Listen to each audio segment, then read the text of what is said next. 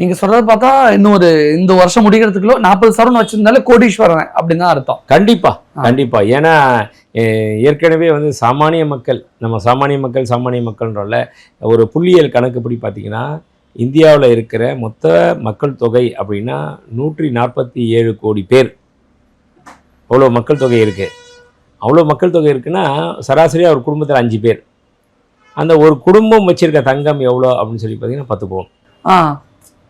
ஒரு குடும்பத்தில் இந்தியாவில் சராசரியா 10 பவுன். ஆனால் கல்யாணத்துக்கு சராசரி 25 பவுன் செய்வாங்க. அது செய்யறதா வேற. ஆனா அடுத்த வருஷம் இது 25 பவுன் 1 கோடி ரூபாய் கிட்ட தொட்டால் ஆச்சரியப்படுறதுக்கு இல்ல. நான் கோடியில செலவு பண்ணி அப்படின்னு சொல்லிக்கலாம். ஏன்னா ஏற்கனவே வந்து வெறும் ஒரு 3 சவரன் வச்சிருந்தாங்கன்னா ஒரு சவரனோட விலை 30,000 ரூபாய் இருந்துச்சு. 3 சவரன் 90,000 மட்டும்தான். ஆனா இன்னைக்கு அவங்க எல்லாமே லட்சாதிபதி ஆயிட்டாங்க.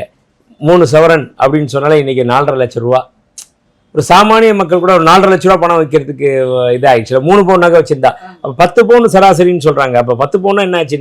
இன்னைக்கு கணக்கில் கிட்டத்தட்ட ஒரு 15 லட்சம் ரூபா மதிப்புள்ள வேல்யூ அவங்கள்ட்ட இருக்குன்னு தானே அர்த்தம்.